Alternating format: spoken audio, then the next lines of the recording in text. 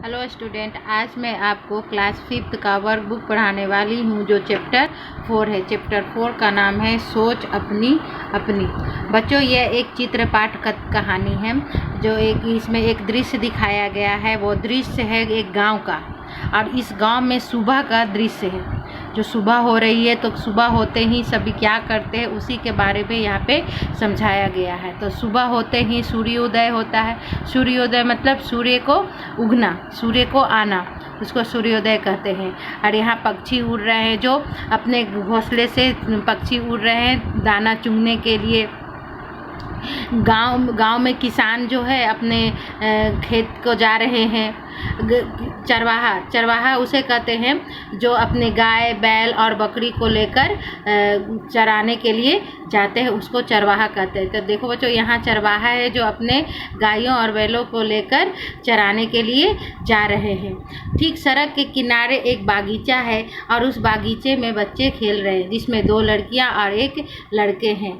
दोनों लड़कियां तितलियों के पीछे पकड़ने के लिए भाग रहे हैं, और लड़के जो है वह भी है जो तितली के पीछे भाग रहे हैं। तो बच्चों, इसमें ये सुबह का दृश्य बहुत ही सुंदर और मन भावन है जो इसमें बताया है। और यहाँ देखो, यहाँ कितने घर हैं, 1 2 3 4 5 घर भी है, और 2 नारियल के पेड़ हैं, और एक मंदिर भी है, और ऊपर एक झंडे हैं। इस दृश्य को देखते हुए यहाँ पे हमें लिखने हैं, जो यहाँ पे लिखा हुआ है। अब है इसी से रिलेटेड हमारे यहाँ सारे क्वेश्चन आंसर है, इसी से संबंधित। फर्स्ट है कि चित्र देखकर प्रश्नों के उत्तर दीजिए। सूरज निकलने पर पक्षी क्या कर रहे हैं? तो सूरज निकलने पर पक्षी दाना चुगने के लिए घर से निकल रहे हैं। चरवाहे क्या कर रहे हैं? तो चरवाहे अपने गाय लेकर चराने जा रहे हैं। चित्र में नारियल कितने पेड़ हैं? तो नारियल के कितने पेड़ हैं? 2 पेड़ हैं। अब चित्र में कितने घर हैं? तो चित्र में 5 घर है। ये हमने आपको चित्र में दिखाया था। बगीचे में बच्चे क्या कर रहे हैं? तो बगीचे में बच्चे तितलियां के पीछे दौड़ रहे हैं या पकड़ रहे हैं। चरवाहे के हाथ में क्या है? तो चरवाहे के हाथ में क्या है? एक लकड़ी है। अब है क्वेश्चन नंबर 1 का ब। पेज नंबर 26 के चित्र के आधार पर कोष्टक में से उचित शब्द चुनकर रिक्त स्थानों की पूर्ति कीजिए। मतलब यहाँ कोष्टक में शब्द दिए हैं, और उसी के अनुसार यहाँ पर उसमें से ढूंढ कर ये फिलअप्स को भरना। जैसे आकाश में पक्षी उड़ रहे हैं, तो आकाश में यहाँ कितने पक्षी उड़ रहे हैं? 1 2 3 4 5 6 7। कितने हैं? 7। तो यहाँ कितना भरेंगे? 7। अब है चित्र में कितने घर दिखाई दे रहे हैं? तो हमने कितने गिने थे? 1 2 3 4 5। तो यहाँ कितने भरेंगे? 5। नारियल के कितने पेड़ हैं? 2। 1 और 2, तो यहाँ 2 भरेंगे। नारियल के पेड़ के घर नारियल के पेड़ घर के कहाँ है? तो पीछे है। नारियल के पेड़ कहाँ है? घर के पीछे है। इस तरह से हम फिलअप्स भरेंगे। अब है क्वेश्चन नंबर 2, सोच कर लिखिए। चरवाहे क्या सोचते होंगे? तो चरवाहे सोचते हैं कि गाय चराने कहाँ जाएंगे, नदी की ओर या जंगल की ओर। गायों को ज़्यादा घास कहाँ मिलेगी, दोपहर को रोटी कहाँ खाएंगे, शाम को कब लौटेंगे। ये सब सोचकर चरवाहा घर से निकलते हैं। अब सूरज निकलने पर क्या क्या होता है? तो सूरज निकलने पर चिड़ियाँ चहचहाने लगती है, पंछी दाना चुगने लगते हैं, चरवाहे गाय चराने निकल पड़ते हैं, किसान अपने खेत काम करने लग जाते हैं, सभी फूल खिल जाते हैं, पूरा संसार चेतना से भर जाता है। तो इस प्रकार हम यहाँ पे लिखेंगे कि सूरज उगते ही क्या क्या होता है।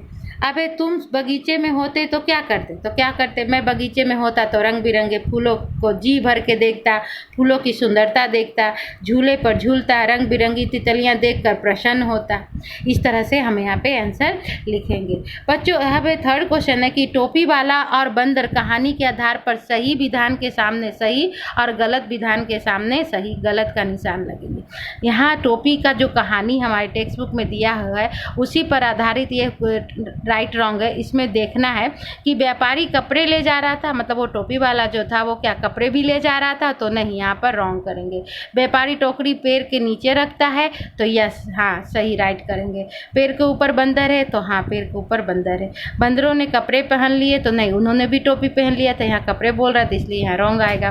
व्यापारी ने अपनी टोपी उतार कर नीचे फेंक दी, तो हाँ, उसने अपनी टोपी उतार कर नीचे फेंक देता है। बंदरों ने व्यापारी की नकल कर अपनी टोपियाँ फेंक दी, तो हाँ, राइट। व्यापारी ने टोपियाँ की इकट्ठी कर ली, तो राइट। अब है क्वेश्चन नंबर 4 कि जिस क्रिया में प्रकृति को फायदा होता है उसके सामने सही का, और जिस प्रक्रिया से प्रकृति को नुकसान होता है उसके सामने गलत का चिन्ह लगाएंगे। जैसे हमारी प्रकृति यानी हमारे संसार में किस चीज़ से हमें फ़ायदा होता है, किस चीज़ से गलत होता है, नुकसान होता है, वो चीज़ में हम राइट रॉन्ग का करेंगे यहाँ सेंटेंस पढ़कर। पहला है कि लोग पेड़ काटते हैं, तो क्या ये हमारे लिए अच्छी बात है या गलत बात है? तो पेड़ काटने से हमारी प्रकृति को नुकसान होगी, तो इसलिए हम यहाँ क्या करेंगे, रॉन्ग का निशान लगाएंगे। आशा पानी से खिलवाड़ करती है, क्या पानी बर्बाद करना सही है हमारे लिए? नहीं, ये भी हमारी प्रकृति के लिए गलत है, तो हम यहाँ गलत करेंगे। अनुज कमरे से बाहर जाता है तो लाइट बंद करना भूल जाता है। देखो बच्चों, अगर जब भी घर से हम निकलते हैं, चाहे कोई कमरे में है तो लाइट जले रहते हैं, जब हमें काम हो जाए तो हमें लाइट बंद कर देना चाहिए, लेकिन यहाँ अनुज है जो लाइट बंद नहीं करता है, तो ये हमारी प्रकृति के लिए नुकसान है, तो यहाँ हम क्या करेंगे, रॉन्ग। नवीन हर साल पेड़ पौधे लगाता है, तो क्या हमारी प्रकृति के लिए फ़ायदा है या नुकसान है? पेड़ पौधा तो फायदा है, तो हम इसमें क्या करेंगे, राइट का चिन्ह लगाएंगे। किसान खेतों से कुदरती खाद डालते हैं, तो हाँ, ये भी हमारे देश के लिए, हमारे प्रकृति के लिए फ़ायदा है, तो हम यहाँ राइट करेंगे।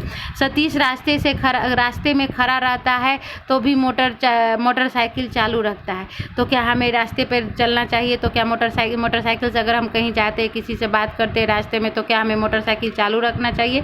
नहीं, तो ये भी गलत है, तो यहाँ पर हम क्या करेंगे, गलत का निशान लगाएंगे। अब बच्चों प्रवृत्तियाँ देखेंगे, चित्र को देखकर उसका वर्णन लिखिए। अब यहाँ ये चित्र है, अब इसका हमें वर्णन करना है, ठीक है। तो इसमें क्या दिखाया जा रहा है कि यह कुदरती दृश्य है, मतलब कि ये कुदरती दृश्य है, पेड़ है, पौधे हैं, नदी है, ये सब है, किसान है, सब्जियां हैं, तो ये सब क्या है, कुदरती चीज़ है। किसान फसल काट रहा है, किसान क्या कर रहा है, फसल काट रहा है। उसके पास क्यारी में सब्जी है, यहाँ जो है, यहाँ पर क्या है, उसके पास सब्जियां हैं। कुआं और छोटी कुटिया भी है, वहाँ क्या है, एक कुआं भी है और एक छोटी सी कुटिया भी है। कुएं के पास पक्षी भी हैं, कुएं के पास देखो पक्षी है, पक्षी भी है। कुछ पेड़ और मैदान दिखते हैं, नारियल का एक पेड़ भी है। कुछ पेड़ ये सभी पेड़ है और ये सभी मैदान है, तो वही बोल रहे हैं, मैदान भी दिखते हैं। नारियल का एक पेड़ भी है, यहाँ देखो एक नारियल का पेड़ है। पर्वतों के बीच एक सरोवर है, सरोवर मीन्स झील, तालाब यहाँ है, ठीक है। अब सरोवर में जहाज तैर रहा है, सरोवर में क्या है, एक जहाज तैर रहा है। दूर दूर 3 ऊँट जा रहे हैं, यहाँ देखो 1 2 3, ये 3 ऊँट है जो जा रहे हैं। बड़ा मन भावन दृश्य, मतलब ये दृश्य देखने में बहुत ही सुंदर है। बच्चों अब क्वेश्चन नंबर 2 में आएंगे। अलग अलग फूलों के चित्र इकट्ठे करके यहाँ चिपकाए और उनके नीचे हिंदी में नाम लिखिए। जैसे मैंने गुलाब का फूल चिपकाया, स्टिकर लगाया, तो यहाँ पे गुलाब का फूल का स्टिकर लगाएंगे और वहाँ पे हिंदी में नाम लिखेंगे, गुलाब। अगर हम सूरजमुखी का यहाँ पर एक चित्र चिपकाएंगे, स्टिकर लगाएंगे सूरजमुखी का, तो उसके नीचे क्या लिखेंगे, सूरजमुखी। इस तरह से आप लोगों को खुद से करना है। अब है क्वेश्चन नंबर 3, चित्र के आधार पर नीचे 5 वाक्य लिखिए। ये चित्र के आधार पर हमें 5 वाक्य लिखने हैं। क्या क्या लिखने हैं कि चित्र में पेड़ और पौधे दिखाई दे रहे हैं। पहला वाक्य है कि चित्र में पेड़ और पौधे दिखाई दे रहे हैं। हरी घास भी है, दूर दूर 3 पहाड़ खड़े, यहाँ देखो, यहाँ हरी हरी घास भी है और दूर दूर 1 2 3 पहाड़ भी है। ऊपर खुला आकाश दिख रहा है, देखो ऊपर एक खुला आकाश दिख रहा है। एक फिसलन पट्टी मतलब ये जो स्लाइड इसको बोलते हैं इंग्लिश में, और हिंदी में इसको फिसलन पट्टी है। फिसलन पट्टी की दूसरी ओर सीढ़ी है, यह फिसलन पट्टी की जिधर से हम लोग चढ़ते हैं और ऊपर से यहाँ से हम लोग स्लाइड करते हैं। फिसलन पट्टी के ऊपर से एक लड़की फिसल रही है, तो यहाँ देखो एक लड़की फिसल रही है। फिसलन पट्टी के पास एक लड़का खड़ा है, दोनों भाई बहन खुश हैं। इस तरह से यहाँ फिसलन पट्टी के पास एक लड़का खड़ा है और दोनों कौन है, एक भाई बहन है। अब हमें यहाँ पे क्वेश्चन नंबर 4 में दे, टोपी वाला और बंदर की कहानी लिखिए। बच्चों मैंने आपको बताया था कि एक टोपी वाला होता है, वो पेड़ के नीचे बैठता है, अपनी टोकरी रखे तो सारे बंदर है जो उसके टोपी लेके भाग जाते हैं। ये कहानी मैंने आपको बताया, वही कहानी आपको यहाँ पे खुद से लिखना है।